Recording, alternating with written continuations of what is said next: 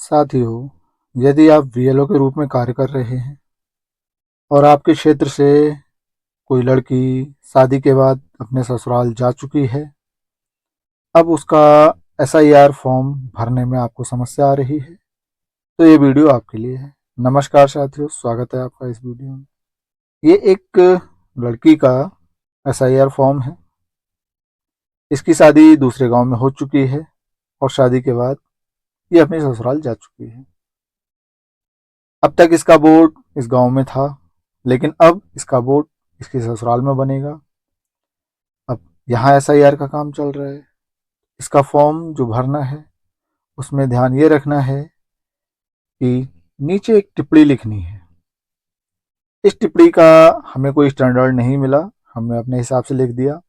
मतदाता, आगे इसका नाम, पुत्री पिता का नाम, का विवाह पिछले वर्ष अन्य ग्राम पंचायत में हो चुका है।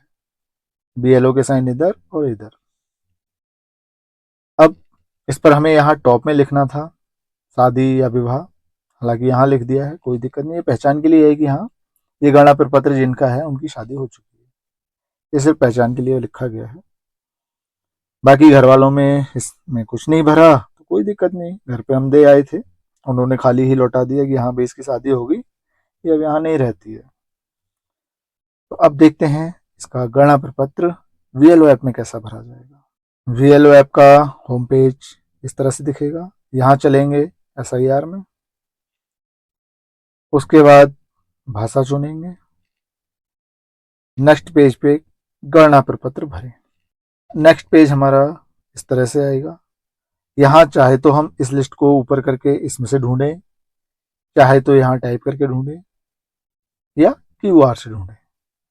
हम क्यूआर स्कैन करते हैं, कैमरा ऑन हुआ और गणना प्रपत्र का क्यूआर नीचे रख के स्कैन कर लिया। स्कैन करने के बाद ये इस कैंडिडेट का फॉर्म का डिटेल आया। अब तक हम लोग करते थे फॉर्म भरें, लेकिन ये लड़की तो जा चुकी है ना शादी के बाद यहाँ से, तो इसका फॉर्म नहीं भरना है। इसका करना है अप्राप्ति योग्य चिन्हित करें या अनकलेक्टेड, और जब हम इसको सेलेक्ट करेंगे तो हमारी विंडो कुछ इस तरह से खुल के आएगी। यहाँ पर हमें वही 5 ऑप्शन मिलेंगे। अब ये शादी के बाद ससुराल जा चुकी है, मतलब स्थायी रूप से गई ना, अब तो यहाँ मेहमानी बतौर यानी अस्थायी रूप में आएगी, वोट इसका वहां रहेगा। तो हम सेलेक्ट करेंगे स्थायी रूप से स्थानांतरित, और जो हमने फॉर्म पे टिप्पणी लिखी है वही टिप्पणी हम यहाँ लिख देंगे। मतदाता का विवाह पिछले वर्ष अन्य ग्राम पंचायत में हो चुका है। इतना करने के बाद सामने का भाग अपलोड करें। यहाँ पर हम करेंगे फाइल चुनें। आप चाहें तो पिछला भाग भी कर सकते हैं, पीछे का, लेकिन कोई ज़रूरी नहीं है, सामने का भाग करना ज़रूरी है। हमने यहाँ फाइल चुने किया, फ़ोटो खींचे, और फ़ोटो खींचने के बाद फिर हमारा कैमरा खुलेगा। कैमरे में हम इनका जो गणना प्रपत्र है उसका सही से फ़ोटो लेंगे, ऊपर नीचे दाएं बाएं सब बढ़िया तरीके से। उसको ओके करेंगे तो प्रीव्यू आएगा। प्रीव्यू अपना सेट करेंगे। सेट करने के बाद यहाँ सही का टिक ओके करेंगे और हमारा ये फॉर्म अपलोड हो जाएगा। इस तरह से फॉर्म अपलोड हुआ। पिछला भाग आपको करना करो, कोई ज़रूरी नहीं है।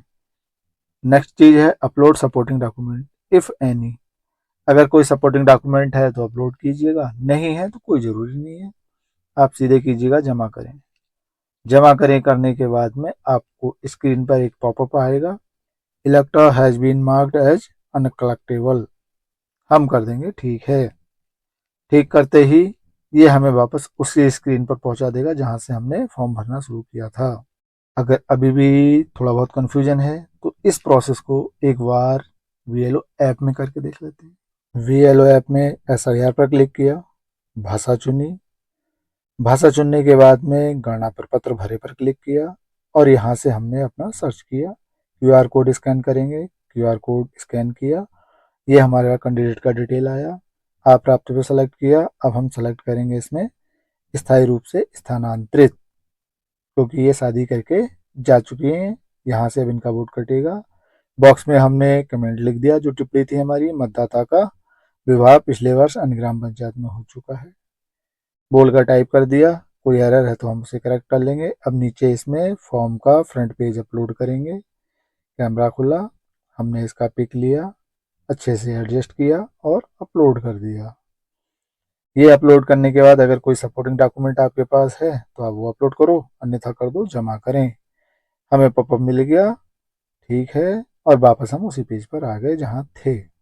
इस तरह से हमने बड़ी ही आसानी से जो लड़की हमारे यहाँ से चली गई है अपनी ससुराल, उसका एसआईआर फॉर्म वीएलओ ऐप में भर लिया। अभी भी अगर आपको कोई समस्या या कन्फ्यूजन हो तो आप कमेंट बॉक्स में कमेंट कीजिएगा। मैं हर संभव कोशिश करूंगा आपकी मदद करने की। बाकी वीडियो में यहाँ तक बने रहने के लिए बहुत बहुत धन्यवाद।